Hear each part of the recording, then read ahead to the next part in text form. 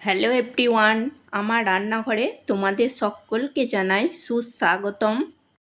আজকে আমি চলে এসেছি একটা রেসিপি নিয়ে। আজকে রেসিপি হলো দই পটল। এইভাবে বানালে কিন্তু দই পটল খেতে ভীষণই টেস্টি হয়। রুটি, পরোটা, লুচি, প্লেন রাইস, পোলাও সবের সাথেই এটাকে সার্ভ করা যাবে। ভিডিওটিকে স্কিপ না করে শুরু থেকে শেষ পর্যন্ত দেখার জন্য অনুরোধ রইল। চলো তাহলে দই পটল কিভাবে বানাচ্ছি দেখে নেওয়া যাক। পটলগুলোকে আমি অল্প করে খোসা রেখে দিয়ে ছাড়িয়ে নিয়েছি। পটলগুলোকে আমি গোটায় রেখে দিয়েছি এবং দুদিকে একটু করে কাট দিয়ে নিয়েছি, যাতে পটলগুলোর মধ্যে তেল মশলা ভালো করে ঢুকে যায়। প্রয়োজন মতো লবণ এবং হলুদ দিয়ে মেখে নেব। হলুদ এবং লবণ দিয়ে মেখে নেওয়ার পর আমি 5 মিনিট রেখে দেব।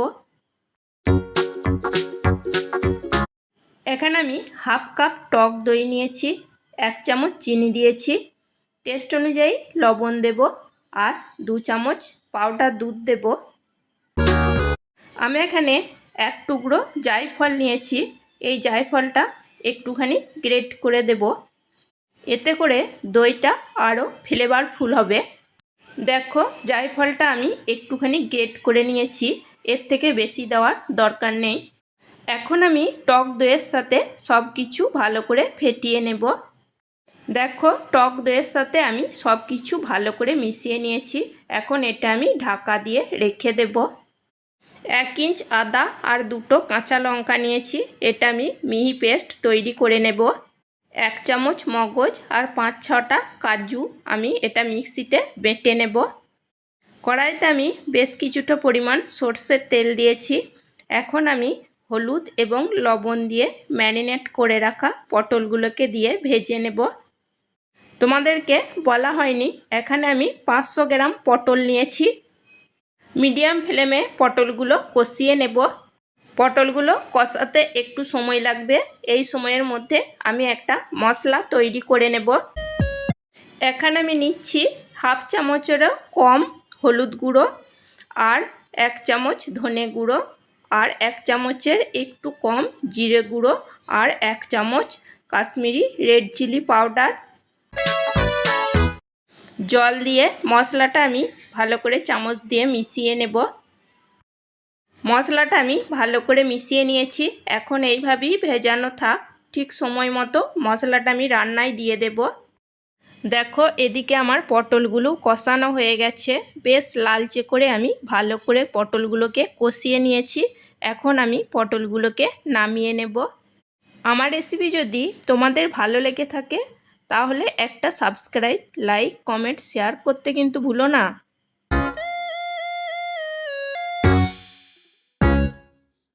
কড়াইতে বাকি তেলটার মধ্যে দিয়ে দিচ্ছি 1 টুকরো দারচিনি, 3টে এলাচ মুখ ফাটিয়ে নিয়েছি আর 4টে লবঙ্গ আর 8-10টা গোটা গোলমরিচ।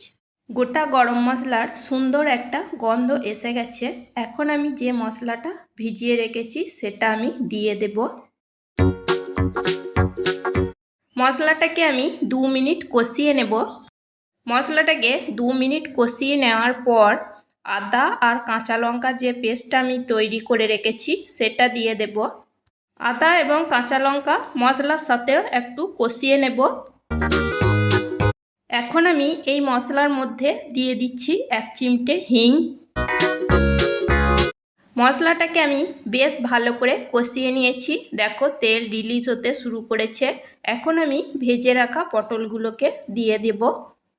পটলগুলোকে দিয়ে আমি গ্যাসের ফ্লেম লোতে রেখে 2 মিনিট ভালো করে কষিয়ে নেব, যাতে তেল মশলা পটলের মধ্যে ভালো করে ঢুকে যায়। দেখেই বুঝতে পারছো পটলগুলোকে আমি ভালো করে কষিয়ে নিয়েছি। এখন আমি মগজ এবং কাজুর যে পেস্টটা বানিয়ে রেখেছি সেটা দিয়ে দেব। আমি এখানে মগজ এবং কাজুর পেস্ট বানিয়ে দিয়েছি। তোমরা মগজ কিংবা কাজু যে কোনো একটার পেস্ট বানিয়ে দিতেই পারো। আবারও লো ফ্লেমে আমি 2 থেকে 3 মিনিট পটলগুলোকে ভালো করে কষিয়ে নেব। পটলগুলোকেও আমি ভালো করে কষিয়ে নিয়েছি। এখন আমি গ্যাসের ফ্লেমটা অফ করে টক দইয়ের যে মিশ্রণটা বানিয়ে রেখেছি সেটা দিয়ে দেব। এখন আমি টক দই পটলের সাথে ভালো করে মিশিয়ে নেব। টক দইয়ের মধ্যে টেস্ট অনুযায়ী লবণ এবং চিনি দেওয়া আছে, আর 2 চামচ পাউডার দুধ এবং খুব অল্প পরিমাণ জায়ফল গ্রেট করে দেওয়া আছে। এর ফলে দই পটলটাও খেতে ভীষণই টেস্টি হবে। খুব ভালো করে আমি দই পটলের সাথে মিশিয়ে নিয়েছি। এখন আমি লো ফ্লেমে 3 মিনিট নাড়াচাড়া করে নেব। 3 মিনিট নাড়াচাড়া করে নেওয়ার পর অল্প পরিমাণ কসুরি মেথি ড্রাই রোস্ট করে হাতে করে গুঁড়ো করে নিয়ে দিয়েছি। আর এখানে দেব অল্প পরিমাণ গরম মশলা। কসুরি মেথি এবং গরম মশলা ভালো করে মিশিয়ে নেব। তোমরা যদি এখানে বেশি পরিমাণ গ্রেভি পছন্দ করো কিংবা ঝোল ঝোল একটু বানাতে চাও, তাহলে তোমাদের প্রয়োজন মতো গরম জল দিয়ে নেবে। আমি এখানে কোনো রকম জল দিচ্ছি না, কারণ আমি এটা একটু মাখো মাখোভাবে তৈরি করে নেব। পটলগুলো অনেকটাই সেদ্ধ হয়ে গেছে। এখন আমি লো ফ্লেম রেখে 3 মিনিট ঢাকা দিয়ে রান্না করে নেব। লো ফ্লেম রেখে 3 মিনিট ঢাকা দিয়ে আমি রান্না করে নিয়েছি এবং আরও 5 মিনিট ঢাকা দিয়ে আমি রেখে দিয়েছিলাম। এরপর আমি পরিবেশন করে নেব। ব্যাস তৈরি হয়ে গেছে টেস্টি টেস্টি দই পটল। রেসিপিটা যদি তোমাদের ভালো লেগে থাকে তাহলে অবশ্যই একবার বাড়িতে বানিয়ে নিও। লাইক করো, কমেন্ট করো। তোমাদের লাইক কমেন্ট আমাকে ভিডিও বানাতে অনেকটাই উৎসাহ দেয়। প্লিজ বন্ধুরা, আমার এই ছোট্ট চ্যানেলটির পাশে থেকো। আজকের মতো এই পর্যন্তই। চলো, টাটা, বাই।